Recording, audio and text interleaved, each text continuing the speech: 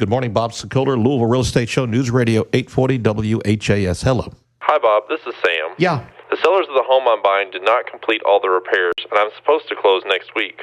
Should I postpone the closing until the repairs are done? So a couple of things that I'm going to go to both of our guys here because this is really a very difficult question. There's, again, here we go, government looking into what we're doing, and that's nothing wrong, but I'm just simply saying, in cases in the past, some years ago, you could say to the buyer as a seller, okay, look, let me just cut you a check for this amount of money in lieu of these repairs and you can get it done. Chuck, what's wrong with that? Well, other than the fact that it's a felony and there's loan fraud involved in all of that, nothing. Well, and then explain why is it, let's go to Brian. Why is it a felony, Brian, that we're handing a check, the seller hands a check to the buyer to make those repairs? Well, I mean, I think there's supposed to be no money that's not disclosed outside of the transaction itself. Yep. So you've got to monitor that. I mean, it goes towards the purchase price and walking away with real money. And back to the problems of 2008 where people were overvaluing houses. Yeah, it's a $500,000 house. Wink, wink, nudge, nudge. We'll get the appraiser to go out there. Here's a contract that says it. You know, let's beef that up. Oh, and by the way, you know, I'm going to give you back a soft second for $200,000 of that $500,000. So what in reality you have is a $300,000 house. You just committed loan fraud to get a loan based on a $500,000 house, which you can't afford to begin with. But Chuck, very honestly here, eye to eye here, is that still in play? Hasn't that changed? Hasn't there been a complete overhaul? Has that changed to some extent? But you have to, the reason it's not in play anymore is because of a lot of these, even though that particular issue was still a rule back prior to 2008. Yeah, but Sam is now not going to be able to close unless... No, that's not exactly true. Okay, so what are your suggestions? You've got different issues going here. The seller agreed to do A, B, and C and did not do A, B, and C. That has nothing to do with the government. That has everything to do with the seller not keeping up his share of the bargain. Listen, I will tell you, on one level, I understand what you're saying, but on another level, I will tell you wrong, and here's why. Now, I'll tell you why. Okay, go ahead. Combat on this. So here's why. I love this debate, this give and take. So here's why I'll tell you.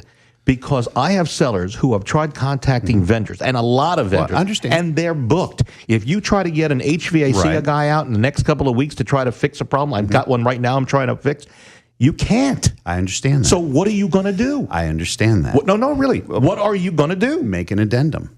That says what? That says we remove this from the contract. Oh, so now you're saying that the buyer should give up on that part of it? Or make other arrangements. See, I think that's wrong. No, you can change your contract. The whole point here is you're trying to have your cake and eat it too.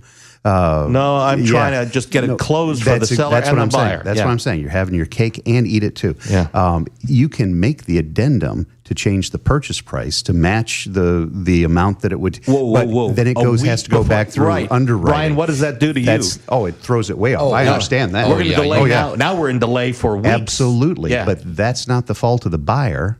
And under your scenario, that's not the fault of the seller. Who's tried. It just is.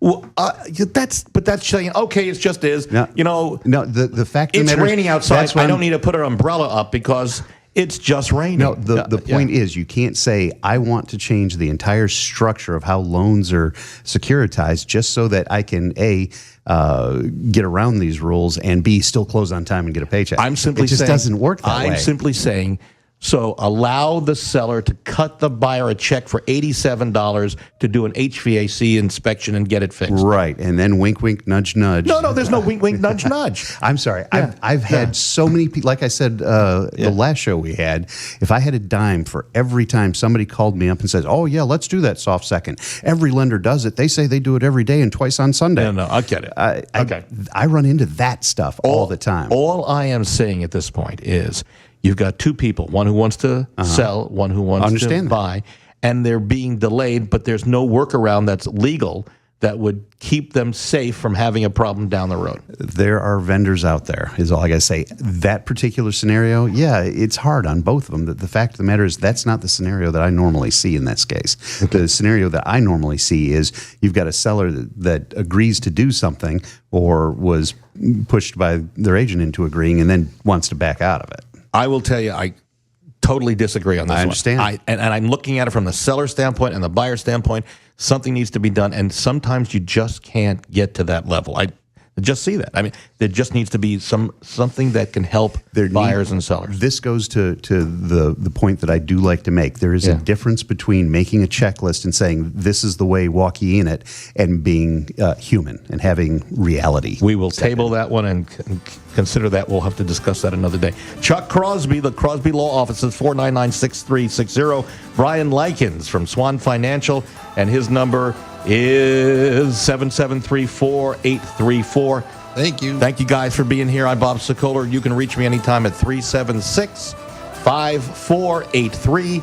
And again, we love this. I mean, this is the type of stuff that this is a big industry, and there are good things and there are bad things. And unfortunately, sometimes things don't get worked out. You can't force everything into one scenario.